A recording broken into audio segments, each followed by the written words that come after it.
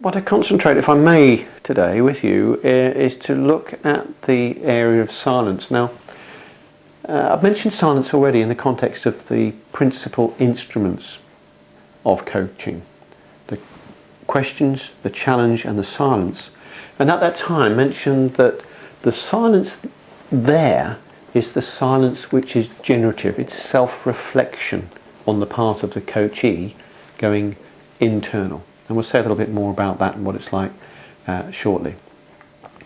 There are other types of silences as well, and very legitimate in the field of management and of course in the field of coaching, and that is the on-the-spot sort of coaching silence. So the question is asked not so that the individual necessarily may be terribly self-reflective, but that they are acutely uncomfortable with the silence. So in other words, you're getting them to face up to something where they are clearly not really in the best place to be moving ahead. It might be feedback, for example, which is difficult for them, and the coach will sit with and not break, so that they actually have to face something which they haven't faced up to before. So that's a pretty uncomfortable place to be, but provided they are active, provided you can see they might go desperately pale, they might get very red, it's likely to be a pretty obvious sort of state when they get into that, then but it's still generative, still useful, and it's completely valid in the context of coaching. Now, to do that, of course, the whole idea that rapport is the most important thing of coaching is a nonsense, because we have to risk rapport whenever we make more challenging interventions, and that's one type of silence which can be very, very challenging indeed to a coachee, and we know that because we can ask them afterwards, and we ask questions to rank that, and particularly in the field of masterclasses where you have an audience, often of expert coaches, they are able to ask the coachee those sorts of questions about what was happening in that silence and how challenging were those silences. I guess there's another sort of an unproductive silence, which would be where the coachee is wondering what's going on. They're not actually thinking about themselves or their own discomfort, or self-reflecting quietly on an issue or something that's been creating real experiencing of thought and experience because of a challenging question. But they're more agitated because they just know what's going on. They're not sure what the coach is getting at. They're not sure of the process, or they start to mistrust the coach. We need to be aware of that if it's happening. And again, that's about listening, about attending to what's happening, and again, asking questions, having a real connection, and dealing straight away with any doubt that you have as a coach about the quality of the relationship, because we can't coach in a bad quality relationship. So if we're in the slightest doubt, we must almost stop everything and deal with that instantly to be sure that we are coaching into an environment that is actually healthy for the coachee. Let's say a little bit about the self-reflection stuff, because when we get someone into self-reflection, what are the clues? What are we noticing? What should we see? Now, these do vary. I mentioned before in the agitated state that someone can go white, the blood can literally drain from their face and neck, and then you get other people who, in that sort of agitated on-the-spot silence, physiologically may just go bright red and start to move around and look about and so forth. So there are different states. But in self-reflection, the individual has escaped. They've gone so inside they may not notice anything outside at all.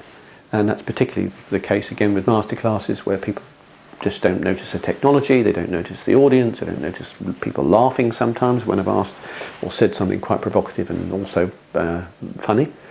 Then in that space, what are we noticing? Well, the quiet is the first thing, the silence.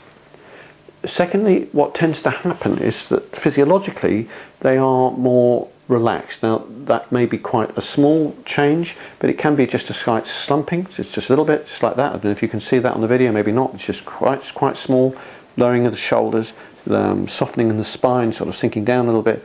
That's quite common. The other thing that can happen, back of the neck may relax so that the head just tips forward ever so slightly. So, and often you'll see that in the eyes, because you're looking at more white of eye at the bottom here rather than like that. So you might just see that in the eyes rather than necessarily see the tilt of the head, because it can be very small. The other thing, now we're talking about eyes, is that the eyes invariably defocus. So what does that look like? When the eyes are sort of looking into the mid-distance and not really focused on anything. And that's a very different pupil to the one that's actually looking specifically at something. So we can attend to that also. The other physiological thing that we're going to notice is the individual will be completely unmoving. The breathing will be less, be very, very low, very slight, almost not breathing. So not a lot of chest movement, breathing, almost imperceptible breathing. And there won't be physical tics. Now by tics I mean, taps in the fingers, fidgeting or anything like that. Be absolutely quiet. So that's the self-reflective silence that we're looking for. We ask a challenging question, that's what we get. And the coach needs to be able to sit with that and spot, and have to look at it, stare at it. You can just be present in the peripheral vision. That's the individual. What am I picking up? Both in terms of my peripheral vision, but in what I can hear, and in what I can sense in terms of their breathing, their psychological state. If something changes over there, will I notice it? That's something which comes with practice and with attention and exquisite listening and with the quiet head, all of that perceptive stuff.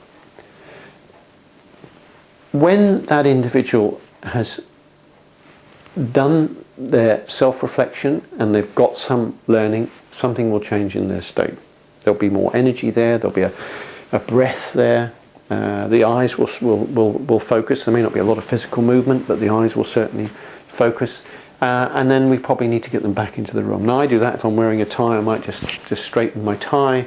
I might just make a little movement. I'm just checking that their eyes are coming and looking at me, and then moving. Perhaps as I move, if I look over there, that perhaps they might look over there as well. So I'm looking to re-engage them, get them back into the relationship with me, and then just ask the question, so where are we now? If you learned something from that, what did you learn? What's useful from that experience now? And if you want to, at some point, you can ask them, at the end of the session. I don't know if you recall when I asked that question, you thought for a while and then you said, how long do you think that was? And you'll probably find they'll say, I don't know, a second or 2 seconds. And in fact, you might know, if you have a watch sitting down there over there, that period of time was actually a minute and a half. Then you're pretty good at your coaching. Hope you found this useful. The last in the series of 10 is the next video. And if you want to even more of this, and I hope you do, I don't expect it, but I do hope you do, then come and look at the Tips for Coaching series 2, another 10 videos for you. But you've got one more in this series. And thank you very much for seeing it through this far. Thank you.